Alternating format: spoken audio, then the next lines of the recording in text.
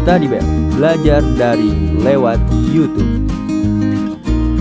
Belajar menyenangkan mengenai rangkuman materi, pembahasan materi, kumpulan soal, informasi pendidikan.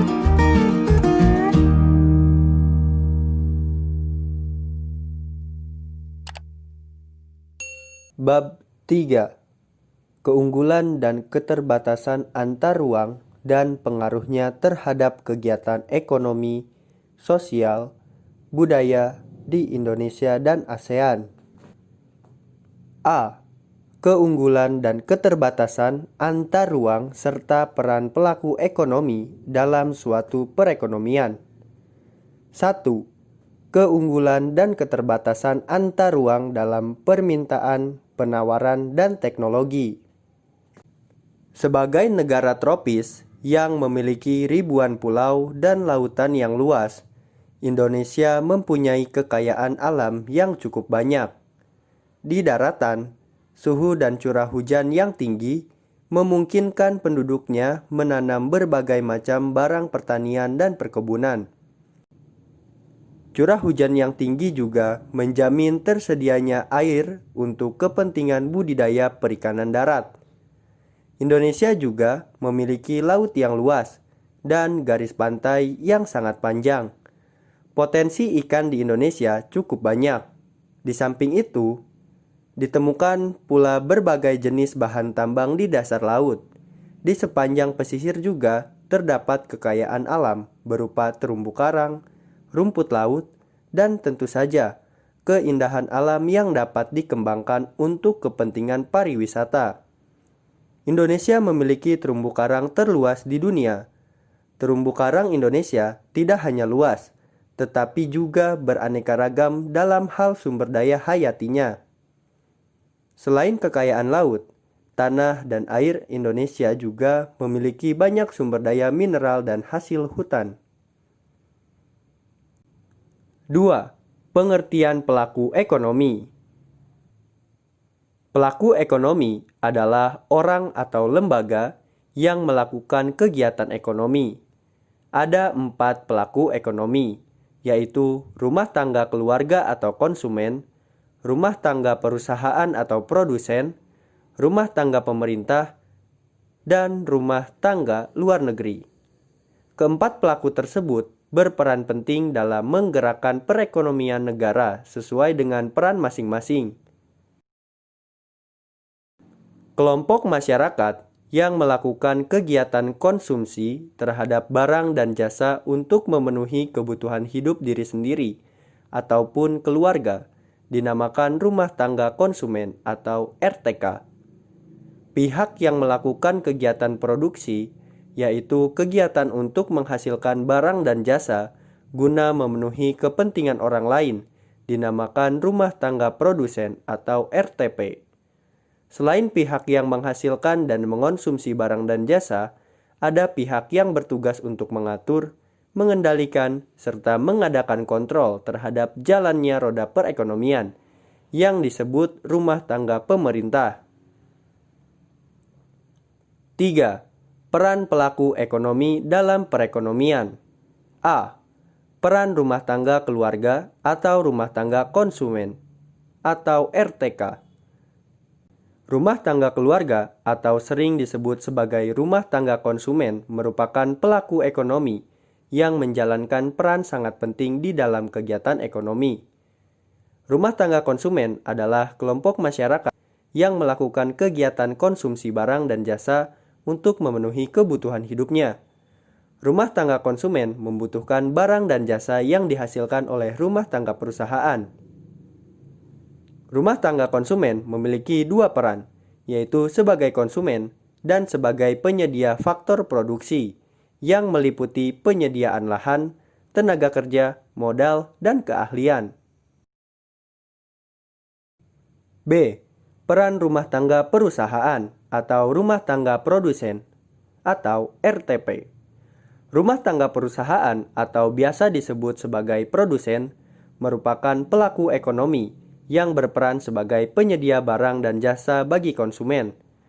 Perusahaan mengorganisasikan berbagai faktor produksi yang disediakan konsumen, kemudian melakukan proses produksi untuk menghasilkan barang.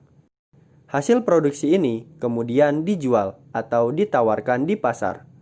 Rumah tangga produsen di Indonesia dikelompokkan menjadi Badan Usaha Milik Negara atau BUMN, Badan Usaha Milik Swasta atau BUMS, dan koperasi. Dalam perekonomian, rumah tangga perusahaan berperan sebagai produsen sekaligus pengguna faktor produksi. Peran pertama dari rumah tangga perusahaan adalah memproduksi barang atau jasa. Barang atau jasa yang dihasilkan perusahaan kemudian ditawarkan kepada konsumen atau pembeli. Pada gambar ini, hubungan pelaku ekonomi dua sektor dapat kalian amati. Dua garis panah bagian atas menjelaskan hubungan rumah tangga produsen atau RTP dengan rumah tangga konsumen atau RTK di pasar output atau pasar barang. RTP memberikan barang atau jasa pada konsumen, kemudian sebagai imbalannya, RTK memberikan sejumlah uang kepada RTP. Dua garis panah di bagian bawah menunjukkan hubungan RTP dan RTK di pasar faktor produksi. RTK berperan sebagai penyedia faktor produksi, sedangkan RTP berperan sebagai pengguna faktor produksi. RTP memberikan imbalan atas faktor produksi yang diberikan oleh RTK. Imbalan ini berupa sewa, upah atau gaji, bunga, dan keuntungan. C. Peran rumah tangga pemerintah. 1. Pengatur atau regulator dalam perekonomian. Pemerintah berperan sebagai pengatur atau regulator dalam perekonomian suatu negara. Perekonomian harus diatur sehingga perekonomian dapat mensejahterakan masyarakat secara adil dan merata. Regulasi dan aturan yang dibuat oleh pemerintah antara lain berupa pemberian subsidi pada perusahaan dalam negeri, sehingga mampu bersaing dengan produk dari luar. Peran lain pemerintah adalah menentukan besarnya pajak. Dengan adanya aturan tentang pajak progresif, orang yang kaya dipungut pajak yang tinggi. Orang yang miskin dipungut pajak yang rendah. Bahkan, orang yang sangat miskin tidak dipungut pajak tetapi malah disubsidi. 2. Konsumen. Seperti halnya rumah tangga keluarga, rumah tangga pemerintah juga memiliki peran sebagai konsumen. Dalam menjalankan fungsinya sebagai pengatur, pemerintah membutuhkan sarana dan prasarana penunjang yang dibeli dari rumah tangga produsen atau perusahaan. 3. Produsen. Selain sebagai konsumen, pemerintah juga berperan sebagai produsen. Dalam menjalankan perannya sebagai produsen, pemerintah memproduksi barang atau jasa. D. Peran rumah tangga luar negeri. Pada era abad 21 ini, perekonomian yang tidak berhubungan dengan negara lain menjadi hal yang mustahil. Peran masyarakat luar negeri dalam perekonomian terlihat nyata dalam perdagangan internasional.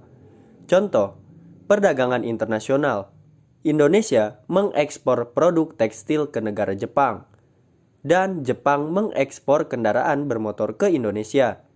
Dengan transaksi tersebut, terbentuklah kerjasama antara Indonesia dan masyarakat Jepang atau masyarakat luar negeri. B.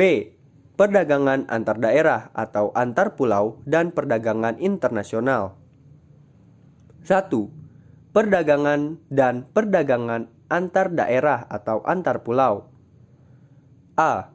Pengertian perdagangan dan perdagangan antar pulau. Perdagangan atau perniagaan merupakan kegiatan tukar-menukar barang atau jasa berdasarkan kesepakatan bersama tanpa ada unsur pemaksaan. Perdagangan antar daerah atau antar pulau merupakan perdagangan yang dilakukan oleh penduduk atau lembaga suatu daerah, atau pulau dengan penduduk atau lembaga suatu daerah, atau pulau lain dalam satu batas wilayah negara atas dasar kesepakatan bersama. B. Tujuan perdagangan antar pulau. Perdagangan antar daerah atau antar pulau tidak lagi dengan cara tradisional. Walaupun masih ada beberapa wilayah yang masih mempertahankan cara tradisional. Jual beli online telah memudahkan masyarakat untuk melakukan perdagangan lintas daerah, bahkan lintas negara. Dengan bantuan alat komunikasi, jasa kirim, serta internet, jarak bukan lagi masalah. Perdagangan antar pulau dilakukan oleh beberapa pelaku ekonomi dengan beberapa tujuan. Tujuan adanya perdagangan antar pulau antara lain sebagai berikut. 1. Memperoleh keuntungan. 2. Memperluas jangkauan pasar. Kemudian ada C. Faktor pendorong dan manfaat perdagangan antar pulau atau antar daerah. 1. Faktor pendorong perdagangan antar pulau atau antar daerah. A. Perbedaan faktor produksi yang dimiliki. B. Perbedaan tingkat harga antar daerah. 2. Manfaat perdagangan antar pulau atau antar daerah. A. Menyediakan alternatif alat pemuas kebutuhan bagi konsumen. B. Meningkatkan produktivitas. C. Memperluas kesempatan kerja bagi masyarakat. 2. Perdagangan antar negara. A. Pengertian dan ruang lingkup perdagangan antar negara atau internasional. Perdagangan antar negara atau sering disebut perdagangan internasional merupakan aktivitas perdagangan yang dilakukan oleh masyarakat suatu negara dengan masyarakat negara lain atas dasar kesepakatan bersama. Ruang lingkup perdagangan antar negara berkaitan dengan beberapa kegiatan, yaitu 1. Perpindahan barang dan jasa dari suatu negara ke negara yang lain. 2. Perpindahan modal melalui investasi asing dari luar negeri ke dalam negeri. 3. Perpindahan tenaga kerja dari suatu negara ke negara lain. 4. Perpindahan teknologi dengan mendirikan pabrik-pabrik di negara lain. 5. Penyampaian informasi tentang kepastian adanya bahan baku dan pangsa pasar. B. Aktivitas perdagangan antar negara. Yang pertama ada ekspor. Ekspor merupakan kegiatan menjual barang atau produk ke luar negeri. Ekspor dilakukan oleh seseorang atau badan. Pelaku ekspor disebut eksportir. Tujuan utama kegiatan ekspor adalah untuk memperoleh keuntungan. Barang yang diekspor akan dibayar oleh pihak pembeli dengan alat pembayaran berupa mata uang asing atau mata uang luar negeri, seperti dolar. Mata uang asing ini selanjutnya ditukarkan menjadi rupiah pada bank dalam negeri. Mata uang asing ini ditampung oleh pemerintah dan disebut sebagai devisa negara. Devisa yang terkumpul akan digunakan untuk membiayai impor. 2. Impor. Impor merupakan kegiatan membeli barang dari luar negeri. Seseorang atau badan yang melakukan impor disebut importir. Seorang importir membayar barang yang ia beli dengan mata uang asing. Importir dapat menukarkan uang rupiah mereka dengan mata uang asing di bank dalam negeri. Selanjutnya, digunakan untuk membayar barang yang diimpor. C. Kebijakan pemerintah untuk mendorong ekspor. 1. Memberi kemudahan kepada produsen barang ekspor. 2. Menjaga kestabilan nilai tukar rupiah. 3. Membuat perjanjian dagang internasional. 4. Meningkatkan promosi. D. Faktor pendorong ekspor. 1. Keadaan pasar luar negeri. 2. Keuletan eksportir untuk menangkap peluang pasar. 3. Kondisi sosial, ekonomi, politik suatu negara. E. Manfaat perdagangan antar negara.